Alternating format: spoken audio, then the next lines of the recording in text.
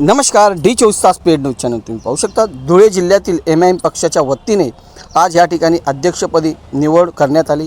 यावेळी रिलायन्स अली शेख व आसिफ अन्सारी तसेच युवा अध्यक्ष सनी वाडेकर यांना आज जिल्ह्याचे युवा नेते इशादभाई जागीरदार यांच्या माध्यमातून आज यांना पदभार देण्यात आला।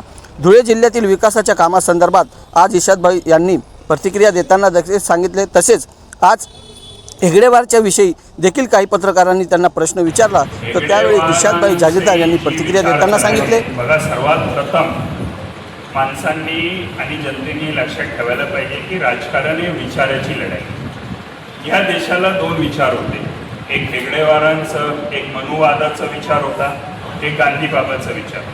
हे देश आणि आम्ही गांधीबाबाच्या विचारावर चालणारे लोक आहेत आणि या देशातली बहुसंख्य जनता हे डॉक्टर बाबासाहेब भीमराव आंबेडकर आणि महात्मा गांधी यांच्या विचारांनी चालणारा हा देश आहे। जर यांची दोघांची बेरीज केली तर मला वाटतं 90% लोक डॉक्टर भीमराव बाबासाहेब आंबेडकर आणि महात्मा गांधी यांना मानणारे लोक आहेत। MIM पार्टी पण डॉक्टर भीमराव बाबासाहेब आंबेडकर यांचं सर्व उच्च स्थानावर आम्ही हे ठेवतो, मान ठेवतो।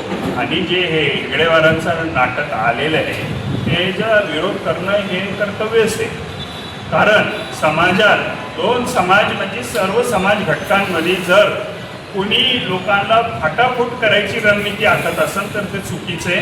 हे देश एक राहायला पाहिजे।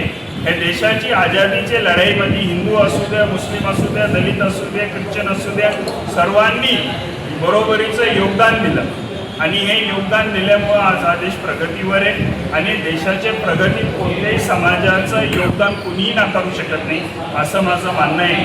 परंतु काही द्वेष बुद्धीचे सरकार या देशात असल्यामुळे आम्हाला एक खेदजनक सांगायला लागते की लोकशाहीची हत्या होत आहे। आंदोलन जे हेगडेवारांच्या विरोधात करतात ते त्यांना पण जेलमध्ये टाकलं जातं आहे, पण नाझिया इलाही खानसारखे लोक जे बेबाल वक्तव्य करतात आहे त्यांना हे सरकार मोकळी सोडत आहे। कायदा सर्वांसाठी डॉक्टर बाबासाहेब आंबेडकरांनी एक बनवलेलं आहे, तुम्ही कायद्याप्रमाणे काम करा अशी मला त्यांना विनंती आहे सरकारला।